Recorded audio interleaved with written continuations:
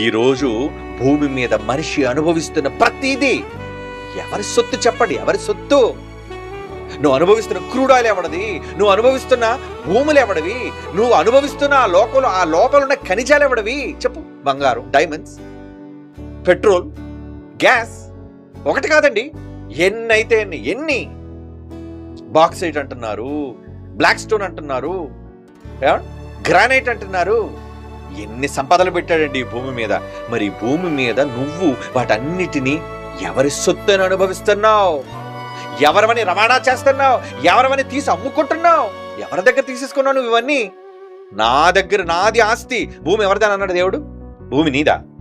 నాది భూమి. ఈ భూమి నాది అన్నాడు దేవుడు. చూడండి ఆ మాట ఎక్కడ ఉందో. ఈ భూమి నాదని నువ్వు దస్తావేజుల్లో నువ్వు రాసేసుకున్నావు, కానీ మలాకి గ్రంథంలో అంటాడా? చూడండి, ఈ భూమి నాది, శాశ్వత విక్రయం చేయొద్దు ఎవడు. మీలో ఎవ్వడు కూడా శాశ్వతంగా విక్రయం చేసే హక్కు మీకు లేదు. కారణం, ఈ భూమి నాది అంటున్నాడు దేవుడు.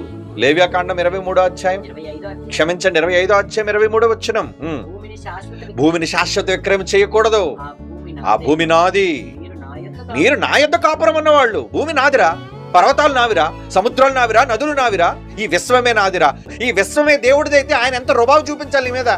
వాడేస్తున్నావు, గాలి వాడేస్తున్నావు, నీరు వాడేస్తున్నావు, ఖనిజాలు వాడేస్తున్నావు, అన్ని వాడుతున్నావు. వాడుతున్నందుకు దేవుడు ఏంటంటే నాదిరా, భూమి నాది.